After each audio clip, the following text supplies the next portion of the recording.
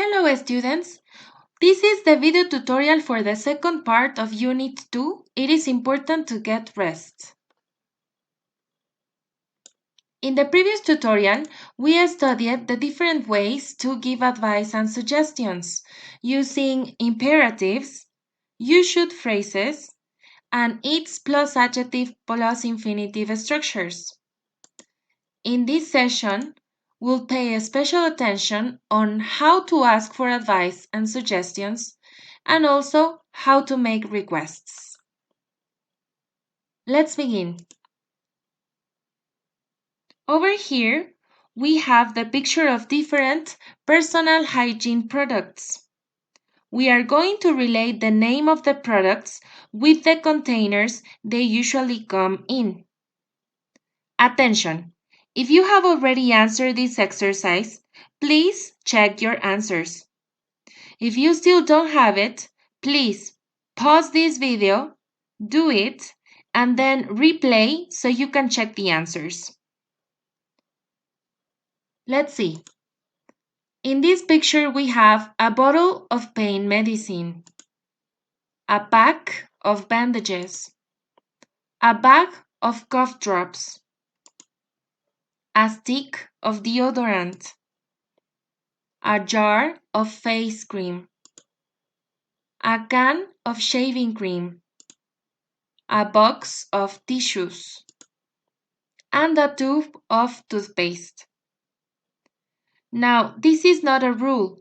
The presentation of the products may change depending on the brand and also depending where you buy it. Now that we know the vocabulary, let's proceed to the conversation.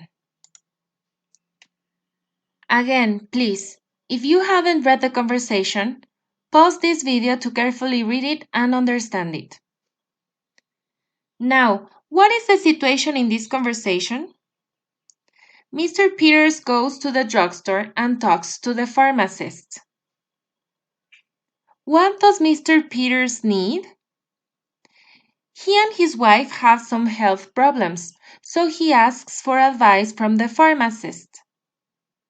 He makes some requests to the pharmacist, and so she responds by giving suggestions. Now, can you identify the requests of Mr. Peters? What does she ask to the pharmacist? He says, "Could I have something for a backache? Could you suggest anything? May I have a large bag?" All of these are requests. Now, what are requests? You know requests very well because on Facebook, usually they appear with this image. This is the symbol of a friend request. To make requests, we use the modal verbs can, could, and may.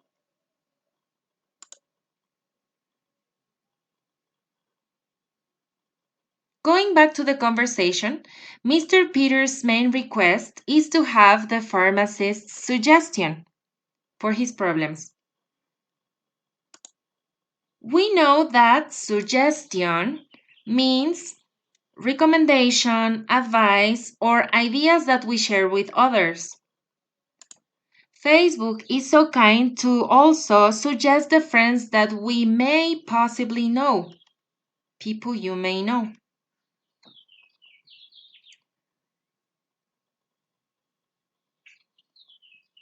Now, can you identify the pharmacist's suggestions to Mr. Peters' problem? For example, it's a good idea to use a heating pad. She should try these cough drops. You could get a box of chamomile tea. And there is one more suggestion. Why don't you try this cream? Why don't you is a new way to give a suggestion. Now, one more question related to this conversation. Why does Mr. Peters have insomnia? Did you get it? Well, it's because his wife has a bad cough, so she doesn't let Mr. Peter sleep well because she most certainly coughs during the night. That's a problem. Now, to finish this conversation, please listen to the part B of the audio and write the answer on your notebook. What does the next customer of the drugstore want? Very well now. You will notice that the modal verbs act similar to the auxiliary verbs in the sense that they are never alone. They always come followed by another verb in the simple form. And so when the sentence is negative, we just have to add the not. Careful with the modal verb can, because in the negative form, it doesn't have a space over here. Also, careful because the negative contracted form of may is not really usual. For the interrogative form, we'll just have to switch the subject and the modal verb to make a question. Now let's practice. In this exercise, we have to choose the correct modal verb for each sentence. Once more, answer the exercise by yourself, please, and then come back to the video to check your answers. So, number 1. We usually say, "Can I help you?" What do you suggest for dry skin? Why don't you try this lotion? It's excellent. Okay, I'll take it.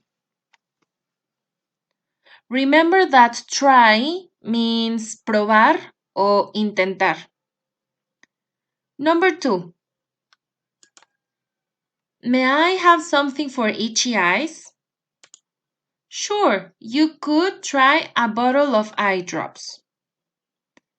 Here we choose the modal verb could because may is usually a modal verb that we use to ask for permission or authorization. Number 3. Could I have a box of bandages, please? Here you are. And what do you suggest for insomnia? You should try this herbal tea. It's very relaxing. Okay, thanks. Any questions or comments on this exercise, please let me know. Now for the listening comprehension, we are going to listen to 4 conversations. We have to identify the problem that the people mention and write the advice they give as a solution to the problem. Please go ahead and do it and come back to check your answers.